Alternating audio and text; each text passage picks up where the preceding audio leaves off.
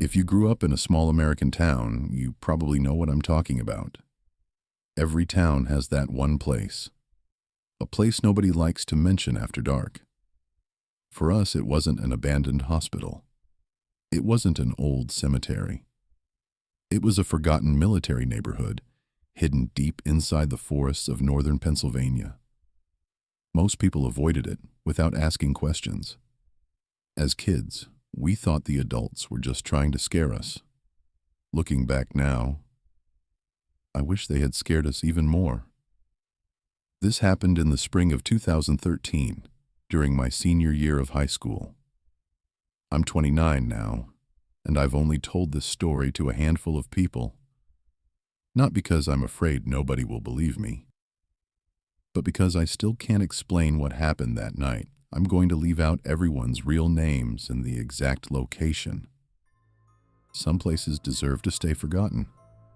My best friends, Jake, Ethan, and Ryan, and I had spent years talking about exploring abandoned places. It was our thing. Old factories, empty farmhouses, closed schools. If someone claimed a building was haunted, we'd be there the following weekend with flashlights and way too much confidence. We never found ghosts, only broken windows, graffiti, and the occasional raccoon. So naturally, we assumed the military village would be no different. The place had been abandoned decades earlier. Nobody could agree on why. One story claimed dangerous chemicals had contaminated the land. Another said military families were evacuated overnight after a classified accident. Older residents insisted they had seen soldiers guarding the entrance long after the base had officially closed. Every version ended the same way. People stopped going there. One Friday night, Jake walked into my garage with a folded piece of paper. "I found it," he said. "What?" "The entrance." Ryan laughed. "No, you didn't." Jake unfolded an old county map. A red circle had been drawn around an overgrown service road that disappeared into a state forest. "My uncle worked maintenance out there years ago," Jake explained. "He said this road was never removed from the original maps." I looked at Ethan. He was already smiling. That smile usually meant we were about to do something incredibly stupid. Around 10:45 that night, we piled into my old Ford Explorer. The weather couldn't have been stranger. There wasn't any rain. There wasn't any wind.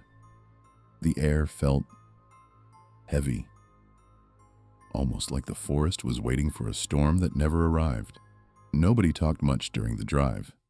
The excitement slowly turned into nervous silence. 20 minutes later, the GPS lost signal. Then our phones did too. "No service," Ryan muttered. "That's normal," Jake replied. "Not this far from town." Eventually, we found the road. If you hadn't known it was there, you would have driven right past it. Tall weeds covered most of the entrance. Branches hung so low, they scraped across the windshield.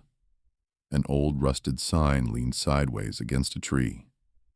Only 2 words were still readable: "Authorized personnel." The rest had completely rusted away. For some reason, seeing that sign made my stomach tighten. I don't know why. Maybe because it reminded me that someone once cared enough to keep people out. I should have listened to that feeling. I shifted the SUV into low gear and slowly drove forward. The deeper we went, the quieter everything became. No birds, no insects, not even the sound of wind through the trees. Just our tires crunching over old gravel. After nearly 10 minutes, the trees suddenly opened, and there it was, rows of abandoned military houses, standing exactly where families had left them decades earlier. Streetlights still lined the road. Playgrounds sat frozen in time. An old basketball hoop leaned over an empty parking lot. It looked less like a ghost town and more like a neighborhood, waiting for people to come home. None of us spoke for the first time all night.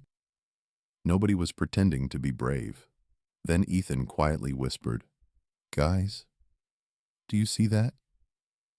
We all followed his flashlight toward the end of the street, far beyond the last row of houses. Someone, or something, was standing perfectly still beneath a broken streetlight. And then, its head slowly turned toward us.